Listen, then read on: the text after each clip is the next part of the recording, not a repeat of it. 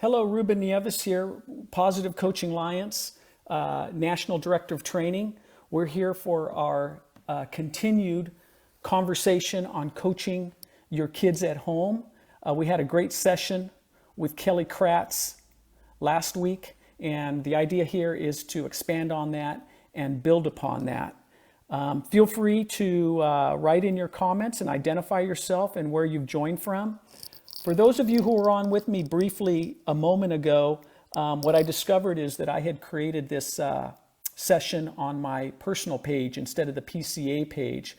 And so only my friends were able to join, which makes a lot of sense because the only handful of folks that were on were my Facebook friends going back years and years. So if you're on, if you don't mind, identify yourself in the comments. Let us know where you're joining from, and we'll move forward. So, one thing that I wanted to follow up on Kelly's great session last week is, are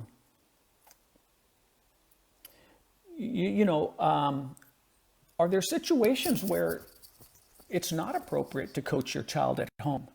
And so if you have some ideas on what those situations might be, go ahead and type them into the comments. I'll share some thoughts that I have about that. My son, growing up, one of the sports he played was water polo. Well, I knew nothing about water polo. So in that case, it would have been, not only inappropriate, but counterproductive for me to try to coach him in a sport that I knew very little about. Another situation that can occur is that your child, it may be appropriate for you to coach your child when they're 5, 6, or 7, and at a very introductory level in a particular sport. But maybe when they get to 14 and 15, they've advanced beyond the kind of coaching that you can provide them as a parent. And again, in those situations, it can actually be counterproductive to force your coaching upon them. So what do we do about that? Well, I really like the idea that was brought up in last week's Facebook Live session with Kelly Kratz about asking your child to coach you in the sport. So whereas I could not coach my son in water polo, I could have said, hey, Jesse, if we go out to the pool, will you show me a little bit about water polo? And how productive would that be? Getting your child to think like a coach, to empower them to teach mom or dad, a little bit about the sport that they play, and to get them to understand the perspective of a coach and how challenging it can be to coach someone in any sport. So hi, Jenny. Hi, Stephanie. Hi, Casey. Hi, Ryan. Hi, Jessica. Thank you for joining us. Appreciate it. I see Jennifer from San Jose and Janet from Brentwood and Ed. Wow, awesome to have such a nice group with us. So another thing that can happen is what if our child doesn't want to go out and play and practice? I also think it's counterproductive to force your coaching upon your child in that situation. Some of you from my era might recognize the name Archie Manning. A lot of you only know Peyton and Eli Manning. Well, Archie Manning was a star NFL quarterback before he even had his two sons. I think he might have more kids than that, but Peyton and Eli are his two star quarterback NFL sons. And when Peyton started liking football, his son Peyton Manning, he once pulled Peyton aside and said, Peyton, I'll teach you anything you want to know about being a quarterback, but you have to ask first. And so Archie understood back then that even though he was a star NFL quarterback and had all this knowledge and expertise, it was useless unless Peyton actually wanted the coaching. And so his guideline was, Peyton, you ask me, I'll coach you. You don't ask, you go do your own thing. I thought that was brilliant. It's something I've always remembered, certainly, and tried to apply as a parent. Gosh, we've got Marcus from Norway. How cool is that? So the other thought that following up on last week's conversation, is, what's better for our kids at home? Is it better for our kids to go out in the back and be coached, or in the front, or stay in the apartment and be coached by mom or dad? Or is it better if they just go play and practice on their own? There is such a thing as getting really, really good at something, sports or another activity, with very little coaching, or even in some cases, no coaching. I see skateboarders in my neighborhood all the time, and they are amazing. And I doubt that they've had much formal coaching. They've gone out and they've tried, trial and error. They've skated with their friends and tried to imitate their friends, and they've gotten really good. And I think that applies to many, many sports. So one path to greatness as an athlete is through formalized, expert training and coaching. That is certainly a path, and many great athletes have followed that path. But some of the great ones have followed a different path.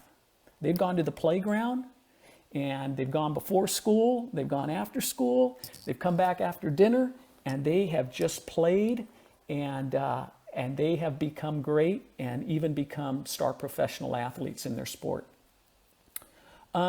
Another thought, if your child doesn't want to, isn't that interested in going out and play, like let's say they just want to stay in and play video games. Well, rather than saying, no, you got to get out and practice volleyball, let's give them some choices, okay? Let's present them with some choices. Do you want to, you got to get up and doing something, okay? You got to get up and doing something. Do you want to go out and play? Do you want to go out and practice? Do you want to jump on your bike? In my neighborhood, riding a bike and jogging, running, even skateboarding is permissible as long as we do social distancing. I'm a firm believer too that sometimes sports isn't the right activity for the moment. So, do you want to go practice your instrument or play your instrument? Do you want to do an art project? Should we do a skit together and perform it for mom after dinner? How about some gardening, cooking? Lots of. I think giving the child choices is a really good idea. And if they don't choose the sport in that moment, as a parent, I'm certainly okay with that. Couple more thoughts, and then I've got a question for you all. I think another thing, if your child is hesitant, as a parent, we can go outside and we can start playing, or we can start practicing, and we can model. I read something recently, I think it might have been through PCA, where someone was saying that a tactic they use with their child, a strategy they use with their child, is to let them know, I read something or I saw something on YouTube, I want to go out and try it. I want to go out and practice it, and model that for your kids. So Jason, let's see, Jason, what your question is. If I can find it. Casey, I'm not sure how to find that question. So you can help me, Casey, with how I can find that question. I'm scrolling and not seeing it.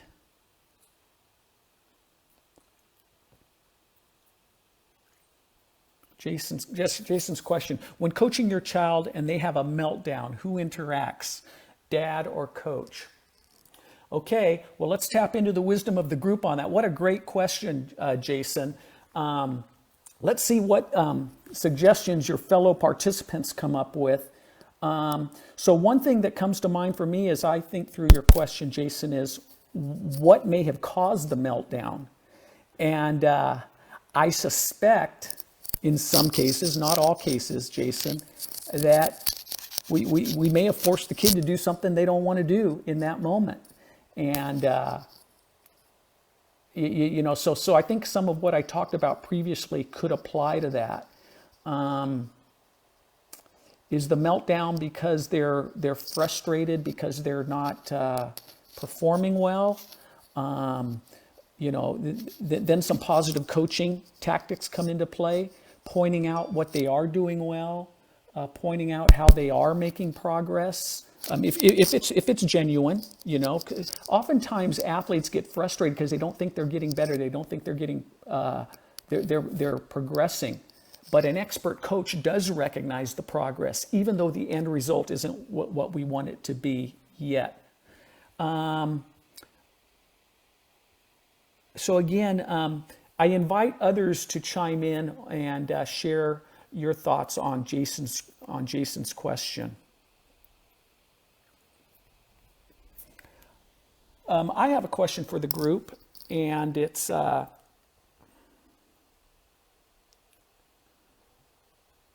so help me with this, because this is one thing I was thinking about last week, because a lot of the discussion was about getting out in the yard and doing stuff. Well, not all living situations have a yard, a front yard or a backyard.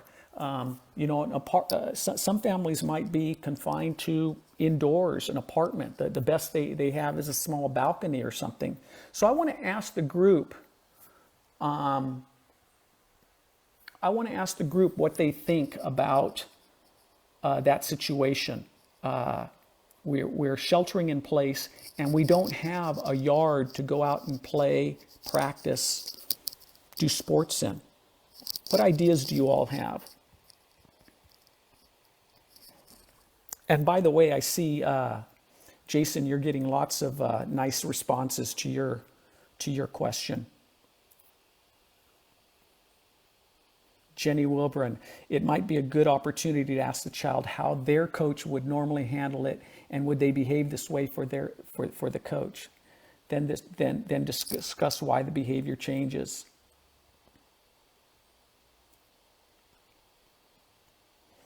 You know, Emily Archibald Ogden is asking, is the coaching happening at home, or is it actually happening in a structured practice or game with the team?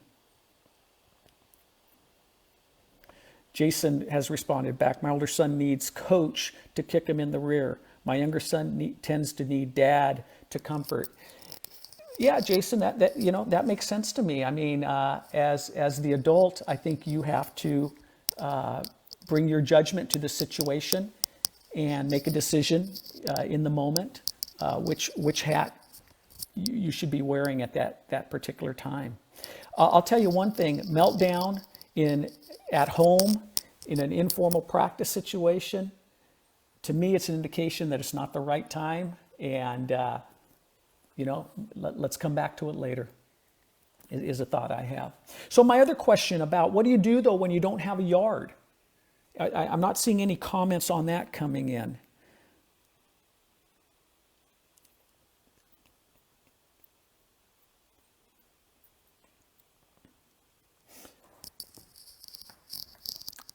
It's possible that the comment section is behind.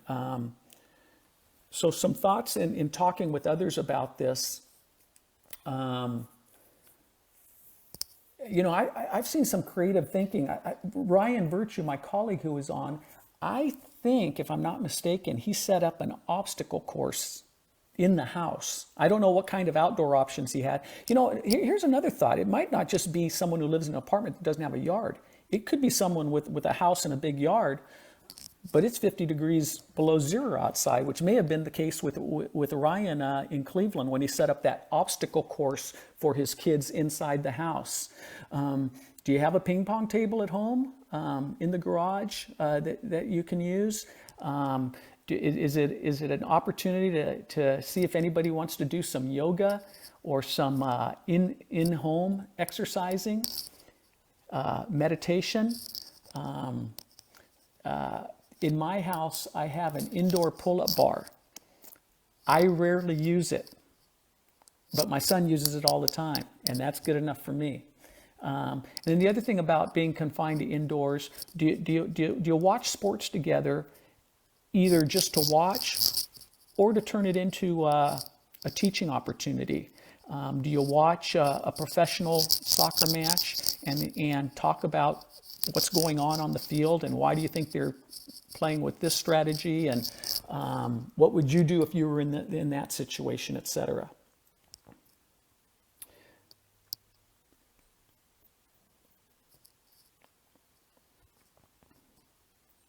So I'm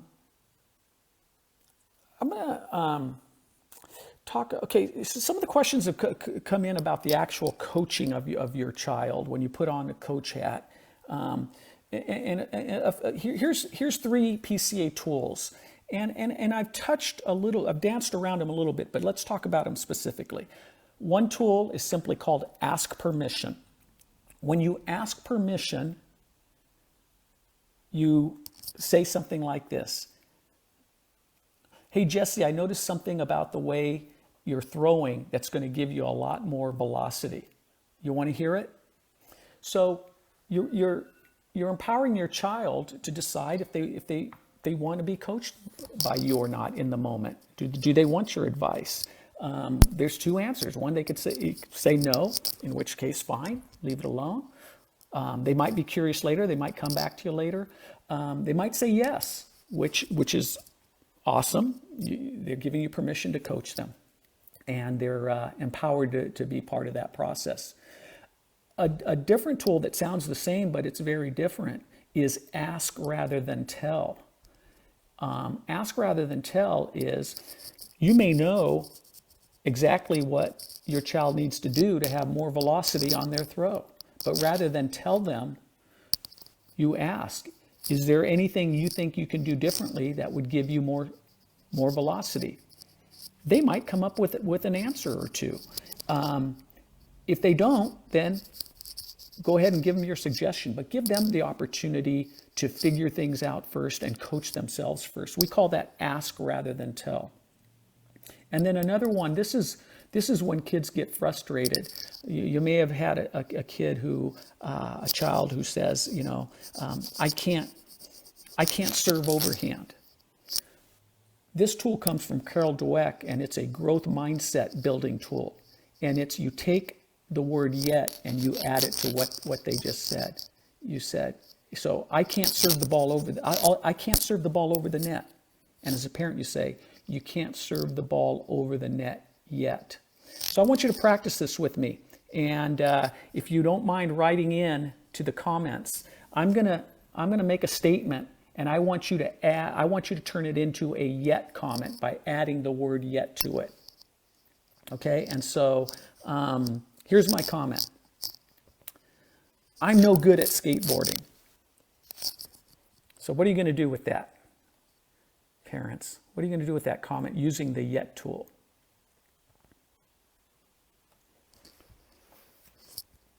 And here's another one. I don't know how to Facebook Live. How are you going to use the yet comment to respond?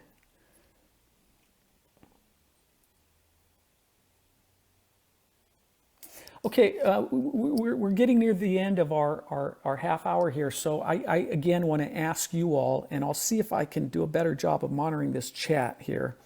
My growth mindset, I'm learning how to do this. I know I can get better with practice and good coaching and experience.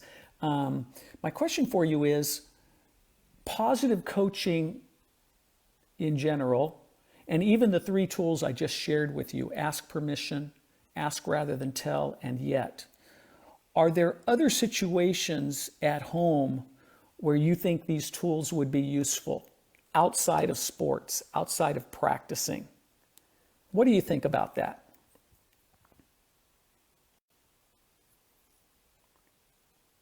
Monica, thanks for joining us from Washington, D.C. Hope you're feeling better.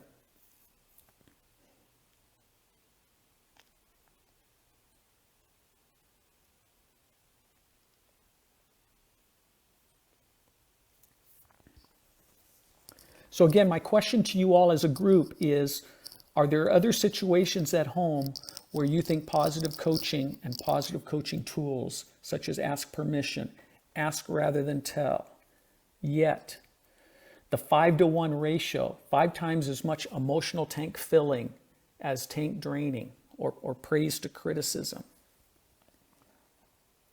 being truthful and specific with our praise? Are there other situations at home where that you think that applies?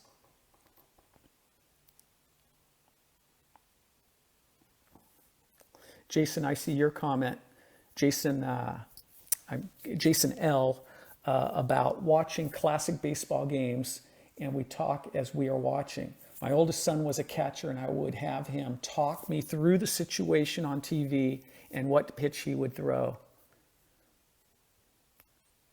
Jason, my guess is that you're not only a parent, but you are also an actual coach, based on that tactic. That's just a guess. I don't know. So I don't know. I'm not seeing comments come in about other situations at home where we can use these tools. I'm going to close with this. I actually think that this shelter in place period that many of us are in, I think we really have an opportunity to learn about our child and their commitment to the sport. Do they truly love the sport? I hope this doesn't come across as negative, but if your child is confined and can't get out and practice with their team and work with their real coach, I think that if they're not seeking it out on their own at home, if they're not jumping at the opportunity to get out in the driveway and shoot some hoops, if they're not asking if they can hit the volleyball against the living room wall, maybe they don't really have the love and passion. And doesn't mean they shouldn't be playing the sport. I think there's different levels of commitment and different levels of enjoyment, different levels of passion that kids bring to various activities. Doesn't mean they shouldn't be playing the sport, but I think it's good information for mom and dad that, this might not be the activity that my child has the drive for and the true love to play at the absolute, highest levels. So thank you for your patience with me on this. Appreciate you all joining from lots of places around the country and the world. Appreciate your support of Positive Coaching Alliance, and good luck to you with the rest of this week at home with your families. Take care.